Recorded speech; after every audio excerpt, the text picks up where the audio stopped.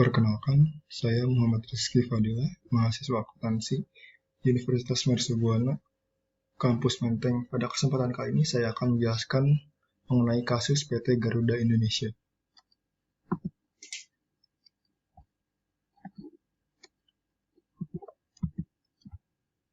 Bentuk kecurangan yang dilakukan oleh PT Garuda Indonesia adalah salah saji laporan keuangan, di mana Garuda Indonesia mengakui piutang menjadi kas pendapatan yang diperoleh dari kerjasama mereka dengan PT Mahata Aero Technology sebesar 239,94 juta dolar Amerika.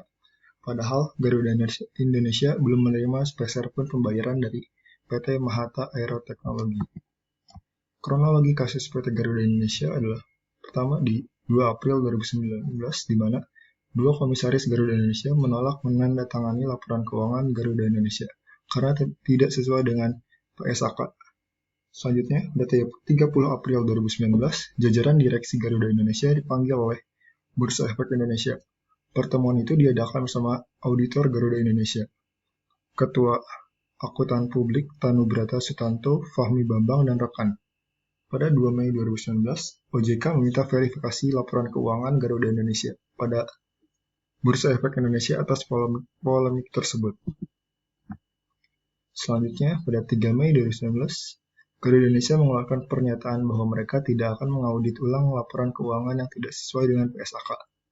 Pada 8 Mei 2019, Mahata Aero Technology bersuara bahwa mereka bekerja sama dengan Garuda Indonesia dan mencatatkan utang senilai 239 juta yang kemudian dimasukkan ke dalam kolom pendapatan oleh Garuda Indonesia.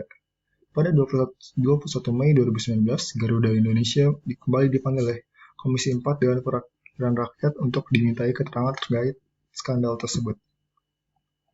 Pada 14 Juni 2019, Sekjen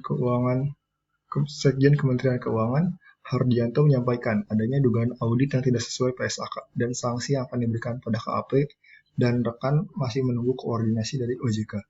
Pada 18 Juni 2019, Bursa Efek Indonesia yang juga berkoordinasi dengan OJK terkait sanksi yang akan diberikan kepada KAP dan rekan masih menunggu keputusan final OJK. Pada 28 Juni 2019, Garuda Indonesia menerima sanksi dari berbagai pihak, yaitu dari sanksi untuk auditor dari Sri Mulyani, yaitu pembekuan izin selama 12 bulan, suatu OJK mengenai sanksi pada Garuda Indonesia dengan denda 100 juta, serta masing-masing jajaran direksi dan komisaris didenda dengan harus membayar 100 juta. Di samping itu, Bursa Efek Indonesia juga mengenai sanksi pada Garuda Indonesia dengan denda sebesar 250 juta. Badan yang terkait dengan Garuda Indonesia adalah BPK, Kementerian Keuangan, Bursa Efek Indonesia, dan Otoritas Jasa Keuangan. BPK di sini berperan sebagai pemeriksa laporan keuangan yang dilaporkan oleh PT Garuda Indonesia. Sementara itu, Kementerian Keuangan berperan sebagai pembina terhadap profesi akuntan publik. Dan Bursa Efek Indonesia berperan sebagai verifikasi laporan keuangan PT Garuda Indonesia.